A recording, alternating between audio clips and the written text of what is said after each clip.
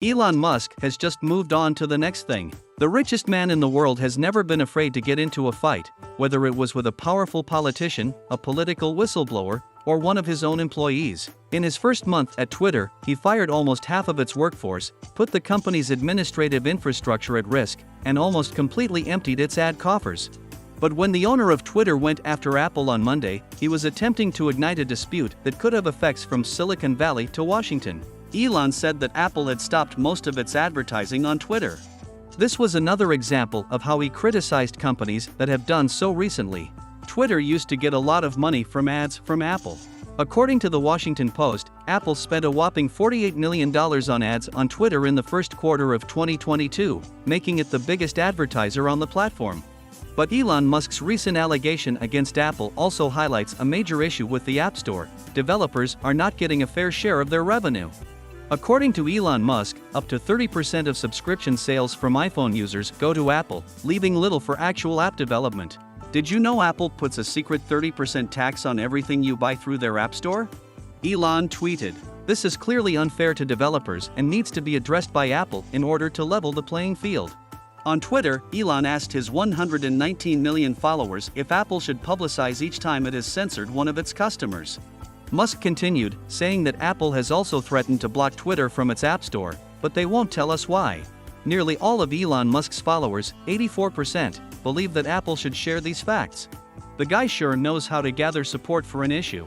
But what will be the end of this war? We don't really know, but few things are certain.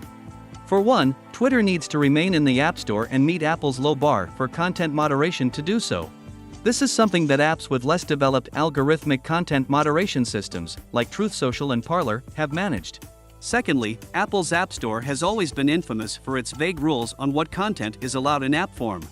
The standards are often arbitrarily enforced, with Apple warning against content that is offensive, insensitive, upsetting, intended to disgust, in exceptionally poor taste, or just plain creepy. If the company were to rigorously stick by this statement pre-Elon, Twitter included, a lot of social apps would be kicked out. It's also possible that Apple has told Musk that if he reinstates the thousands of accounts banned for harassment and hate speech like Donald Trump, it might violate the App Store's content moderation requirements.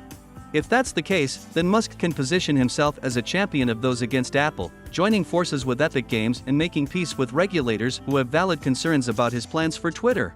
Even if that occurred, Twitter still needs Apple more than the other way around in both the short term and long term. At the end of the day, the billionaire likes to pretend he's an underdog. If that's his intention with Twitter, then Apple is one of the only companies in the world right now that can actually make the social media giant look like a dwarf in comparison. Whether anybody likes it or not, Elon Musk is now the boss of Twitter, but he knows that turning everyone against the big boss is a good way to win approval from internet users who affirm his existing beliefs and vote in his unscientific tweet polls. Perhaps that's all this is about for him.